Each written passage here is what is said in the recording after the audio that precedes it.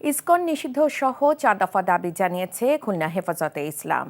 সকালে Khulna press club মিলনায়তনে আয়োজিত এক সংবাদ সম্মেলনে হেফাজতে ইসলামের নেতৃবৃন্দরা বলেন, ছাত্র জনতার বিপ্লবকে ব্যর্থ করতে বহুবিধ ষড়যন্ত্র চলছে।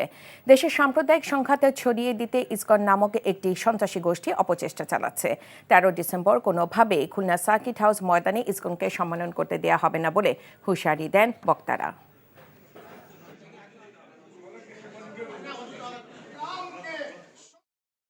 আপনার কি কোনো জব এক্সপিরিয়েন্স আছে? তোর চাকরি দেখা আর আমার কপালে নেই। আমি চেষ্টা করছি, হচ্ছে না, এটা আমার দোষ। টাকা হলে মানুষের অবস্থান পরিবর্তন হয়, কিন্তু রুচির না। এমন ছেলের কাছে বিয়ে হলে যে কোনো মেয়ের আর্থিক নিশ্চয়তা থাকবে। টাকা পয়সা কি সব? আর একটা প্রাইভেট চাকরি করে তো সরকারি চাকরির জন্য চেষ্টা করা যায়। বেসরকারি চাকরি করতে গেলেও টাকা লাগে, লিঙ্ক লাগে, যেটা কোনোটাই আমাদের নেই। জীবনটাকে সবসময় সহজভাবে দেখবে। অর্থ মূল্য ছাড়া কোনো কাজের কোনো মূল্য কেউ দিতে চায় না।